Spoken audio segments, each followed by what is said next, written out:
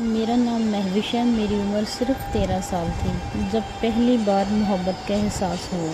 یہ ایک عجیب سا احساس تھا۔ کچھ سمجھ نہیں آتا تھا کہ دل کی یہ کیفیت کیوں ہے۔ میں روز محلے کی مسجد میں قرآن پاک پڑھنے جایا کرتی تھی۔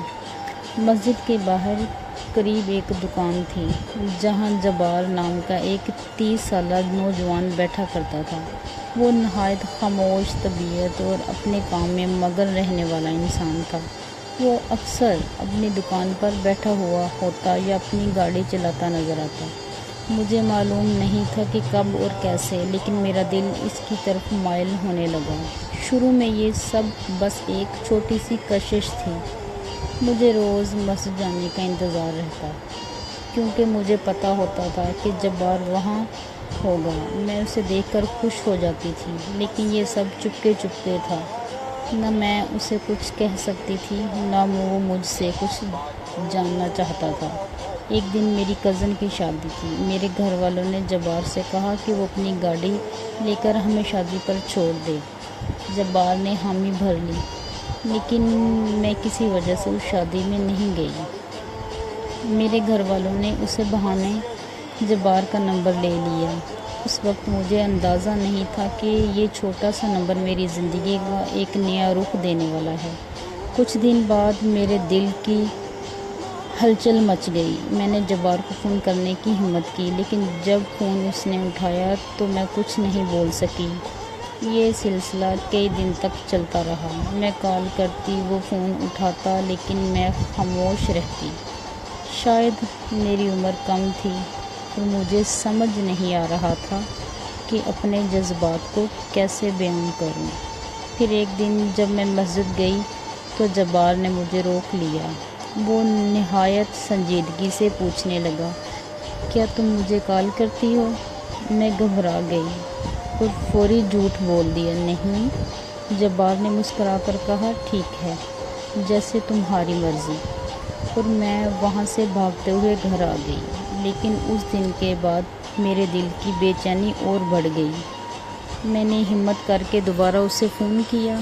اس بار اس نے فون اٹھاتے ہی کہا، جی بولیں جناب۔ یہ وہ لمحہ تھا جب میرے اور جبار کی بات چیت کا آغاز ہوا۔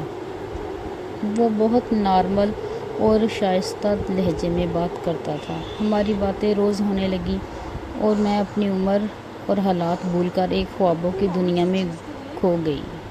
3 سال اسی طرح گزر گئے۔ ان 3 سالوں میں کبھی جبار مجھ سے ناراض ہو کر مجھے بلاک کر دیتا تھا اور کبھی میں اپنی ضد میں اس کی دکان پر جا پہنچتی۔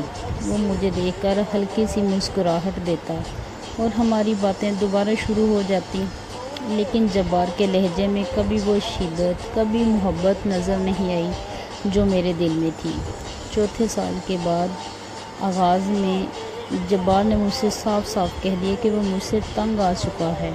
اس نے مجھے ایک ایسی حقیقت بتائی جس نے میری دنیا کو ہلا کے رکھ دیا۔ جبار نے کہا، میری شادی ہو چکی ہے اور میرے 2 بچے ہیں۔ تم اب یہ سب چھوڑ دو۔ یہ سن کر میرے دل پر قیامت ٹوٹ پڑی۔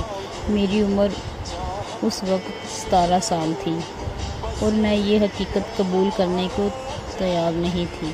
میرا دل اسے چھوڑنے کو بالکل بھی تیار نہیں تھا۔ میں پھر بھی اسے کال کرتی رہی، اس سے باتیں کرتی رہی۔ جبار کبھی بات کر لیتا، کبھی مجھے نظر انداز کر دیتا۔